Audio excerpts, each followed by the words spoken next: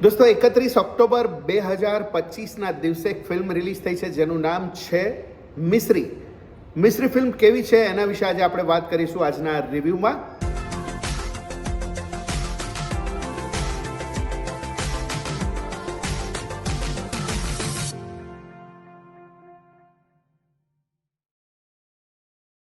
નમસ્કાર દોસ્તો, હું છું ગર્વથી ગુજરાતી વિપુલ અને તમે પણ ગર્વથી કહો હું ગુજરાતી. મિત્રો, આજે વાત કરીશું ફિલ્મ મિસ્રી વિશેની. મિસ્રી ફિલ્મ કેવી છે, એના ડિરેક્ટર કોણ છે, કલાકારો કોણ છે અને ફિલ્મ કેવી છે, એ બધી જ વાતો આજના આ રિવ્યૂમાં કરીશું. હું થોડો લેટ છું આ રિવ્યૂ કરવામાં, કારણ કે શુક્રવારે ફિલ્મ રિલીઝ થઈ અને આજે રવિવાર થઈ ગયો. સંજોગો વશાત હું આ ફિલ્મ નહોતો જોઈ શક્યો, પણ આજે જ મેં ફિલ્મ જોઈ છે અને એના વિશે આપણે વાત કરીશું. સૌથી પહેલાં ફિલ્મના રાઇટર છે કુશલ નાયક. બહુ જ સુંદર ફિલ્મ લખી છે એમણે આ ફિલ્મ, અને ડિરેક્ટ પણ એમણે જ કરી છે. પહેલાં એમના લેખનની વાત કરી લઈએ આપણે. બહુ જ સરસ રીતે એમણે સ્ક્રીન પ્લે, સૌથી પહેલાં તો વાર્તા એટલી સુંદર રીતે એમણે ગોઠવી છે, સ્ક્રીન પ્લે પણ એટલો જ સરસ છે અને ડાયલોગો પણ બહુ જ સરસ છે. ફિલ્મની અગર ડીપલી વાત કરીએ આપણે તો ઘણા બધા સીન્સ એવા છે, ઇન્ટેન્સ સીન છે અને બહુ જ સુંદર લખાણ કરેલું છે એમણે. ઘણા બધા સીન, ઘણી બધી વખત આંખમાં આંસુ આવી જાય એટલા ઇન્ટેન્સ સીન છે અને એટલી જ ઇન્ટેન્સ લવ સ્ટોરી છે આ ફિલ્મ. બહુ જ મજા પડે એવી આ લવ સ્ટોરી છે. ડિરેક્શન બહુ જ અદ્ભુત પ્રકારનું ડિરેક્શન છે. એક એક શોટમાં ફિલ્મમાં તમને લોકેશન્સ દેખાય છે, કલાકારોનો અભિનય દેખાય છે, રીચનેસ દેખાય છે, કેમેરા વર્ક દેખાય છે, લોકેશન્સ દેખાય છે. બધું જ આલા ગ્રાન્ડ, આલા દરજ્જાનું છે આ ફિલ્મમાં અને વાર્તા પણ એટલી જ સુંદર રીતે આગળ વધે છે. 2 કલાક અને 30 મિનિટની આ ફિલ્મ છે. હું એક પણ વાર ફોનમાં નથી ગયો કે ભાઈ આ ફિલ્મમાંથી હું મેસેજ ચેક કરું કે શું થયું શું નહીં, એવું એક પણ વાર નથી બન્યું. મને એમ થયું કે હું કંઈ જ મિસ ના કરી જાઉં આ ફિલ્મનું. એટલી તન્મયતાથી હું આ ફિલ્મને જોઈ રહ્યો હતો થિયેટરમાં અને બહુ જ મજા પડી રહી હતી મને ફિલ્મમાં. ગીતો પણ એટલા જ સરસ છે, બહુ જ સરસ મજાના ગીતો છે ફિલ્મમાં. 2-3 ગીતો છે પણ બહુ જ સરસ ગીતો છે અને બહુ સુંદર પિક્ચરાઇઝેશન કર્યું છે આ બધા જ ગીતોનું. કલાકારોની વાત કરીએ તો મુખ્ય કલાકારો છે માનસી પારેખ ગોહિલ, રોનક કામદાર, પ્રેમ ગઢવી, ટીકુ તલસાણિયા, કૌશાંબી ભટ્ટ, હિતુ કનોડિયા અને નાના નાના કિરદારમાં ઘણા બધા, અને એક છોકરી જેનું નામ મને અત્યારે યાદ નથી આવી રહ્યું, એક નાની એક્ટ્રેસ, બહુ જ સુંદર એક્ટ્રેસ છે અને બહુ જ ગજબનો રોલ એણે પણ આ ફિલ્મમાં કર્યો છે. તો આ બધા જ કલાકારોનો અભિનય કાબિલે તારીફ છે. સૌથી વધારે જો કોઈ સુંદર અભિનય હોય તો એ છે રોનક કામદારનો. અને રોનક કામદાર હેન્ડસમ પણ એટલા જ લાગે છે, બહુ જ ગજબ હેન્ડસમ લાગે છે આ ફિલ્મમાં. થોડા વખત પહેલાં મેં સરપ્રાઈઝ નામની એક ફિલ્મ જોયેલી, જેમાં મેં એવું કહ્યું હતું કે ગુજરાતી સિનેમાના ઇતિહાસમાં મેં જોયેલી સુંદર હિરોઈનો કોઈ બી મેં જોઈ હોય તો એ આ ફિલ્મમાં જોઈ હતી. બંને છોકરીઓ એટલી જ ખૂબસૂરત લાગતી હતી.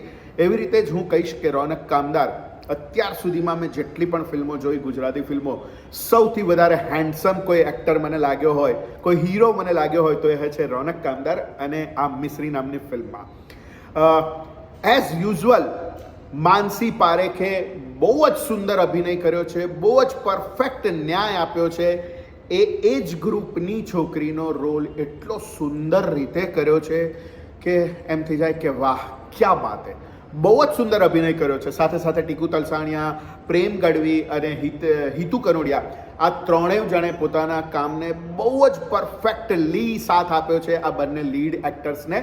અને પેલી નાની છોકરી, એણે તો ગજબ કર્યું છે, બહુ જ સુંદર અભિનય કર્યો છે. બધાની સાથે એણે મેચ થઈ અને બહુ જ સરસ રીતે પોતાના પાત્રને ન્યાય આપ્યો છે. સો બધા જ કલાકારોનો અભિનય એટલો જ સુંદર છે, બહુ જ મસ્ત છે. હવે વાત કરીએ ફિલ્મની વાર્તાની. વાર્તા આમ નહીં કહું, આ એક ઇન્ટેન્સ લવ સ્ટોરી છે, સુંદર મજાની લવ સ્ટોરી છે. મેં કહ્યું એમ ઇન્ટેન્સ લવ સ્ટોરી છે, તમારા દિલને ટચ કરી જાય એવી લવ સ્ટોરી છે આ. એટલી નવી વાર્તા છે. ફર્સ્ટ હાફ જોઈએ ત્યાં સુધી તો એમ લાગે કે ચલો ક્યાંક ક્યાંક જોયેલું છે આવું બધું, ક્યાંક ક્યાંક જોયેલું છે, બટ ખાસ કરીને સેકન્ડ હાફ આખો અલગ છે. એક નવા જ પ્રકારની વાર્તા છે, બહુ જ સુંદર વાર્તા છે.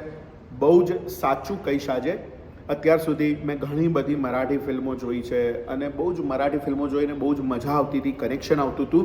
મને એમ થતું હતું કે યાર આવી મરાઠી પ્રકારની ફિલ્મ આટલા કનેક્શનવાળી, આટલી ઇન્ટેન્સ વાર્તાવાળી, વાર્તા કોઈ પણ હોય, ચાહે લવ સ્ટોરી હોય કે ચાહે થ્રિલર હોય, ઇન્ટેન્સ આપણને કનેક્ટ કરે, દોસ્તીની વાર્તા હોય પણ કનેક્ટ કરવા વાળી વાત. ઘણી બધી ફિલ્મો રિમેક પણ થઈ મરાઠીમાંથી, પણ જે કનેક્શન હોવું જોઈએ એ ત્યાંના કરતાં થોડું મિસ થતું હતું. પણ આ film, oh my God, natural film હતી, તેમ છતાં મેં થોડા વખત પહેલાં હમણાં ઘણી બધી મરાઠી ફિલ્મો જોઈ. એમાંની એક મને યાદ છે, મિતવા નામની એક ફિલ્મ હું જોઈ રહ્યો હતો અને મને એમ થયું કે યાર આ કેટલી સુંદર ફિલ્મ છે મિતવા.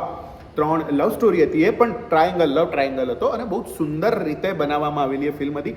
ત્યારે મને એવું થયું હતું કે યાર આ પ્રકારની જે મરાઠીમાં આવી પ્રકારની ફિલ્મો બને છે, એવી ફિલ્મો આપણે ક્યારે બનશે યાર, આપણે ત્યાં આગળ ગુજરાતીમાં આવી ફિલ્મો ક્યારે બનશે.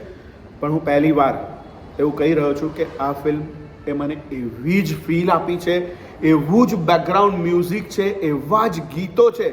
પાર્થનું મ્યુઝિક છે આમાં, પાર્થ ઠક્કરનું મ્યુઝિક છે, કાબિલે તારીફ મ્યુઝિક છે, બહુ જ સુંદર મ્યુઝિક છે. અને હાય, જે જોવાની ફિલ્મ મજા આવી ગઈ છે. તો બહુ જ સુંદર ફિલ્મ છે, સરસ ઇન્ટેન્સ લવ સ્ટોરી છે, બધા જ કલાકારોનો અભિનય પણ સુંદર છે અને ડિરેક્ટર રાઇટરને આ ફિલ્મ બનાવવા માટે હું સાચા અર્થમાં 100 ક્લેપ્સ આપું છું. Super film. પહેલી વાર મને એવું થયું કે યાર મરાઠી કક્ષાની ફિલ્મ હું જોઈ રહ્યો છું. મ્યુઝિક, માય ગોડ, અને જે ફીલ આપે છે, સો એક પરફેક્ટ ફિલ્મ છે. એક સરસ મજાની લવ સ્ટોરી છે, ઇન્ટેન્સ લવ સ્ટોરી છે, બિલકુલ ચૂકવા જેવી નથી. એક સિનેમેટિક એક્સપિરિયન્સ છે.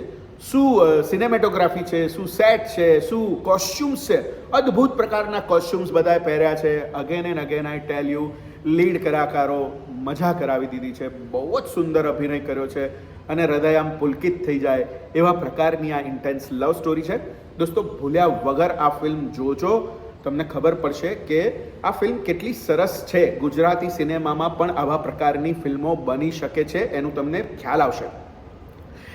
ફરિયાદ કરવા માટે ઘણા લોકો કહેશે કે યાર આ ખોટું હતું, આ ખોટું હતું, આ ખોટું હતું. તમારા માટે પણ એક વસ્તુ લઈને આવ્યો છું કે એમાં શું પ્રોબ્લેમ હતો, આ ફિલ્મમાં પ્રોબ્લેમ મને ક્યાં મળ્યો એ પણ હું તમને કહું.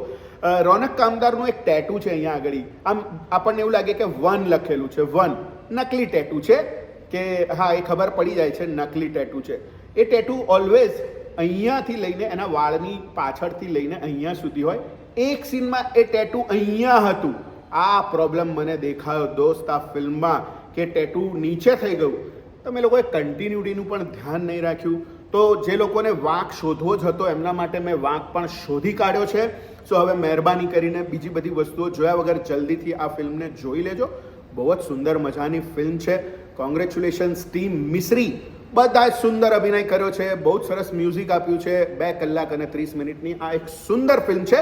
દોસ્તો, તમે આ ફિલ્મ જોઈ કે નહીં? તમે જોઈ હોય તો કમેન્ટ બોક્સમાં જરૂરથી લખો કે આ ફિલ્મ તમને કેવી લાગી. આ વિડીયો તમને ગમ્યો હોય તો એને લાઇક કરો, શેર કરો તમારા દોસ્તો સાથે, અને હજી સુધી પણ તમે મારી આ ચેનલને સબસ્ક્રાઇબ ના કરી હોય તો જલ્દીથી સબસ્ક્રાઇબ કરી લો. મળીએ દોસ્તો નવા વિડીયોમાં નવી વાત સાથે. ત્યાં સુધી સ્વસ્થ રહો, મસ્ત રહો, આવજો.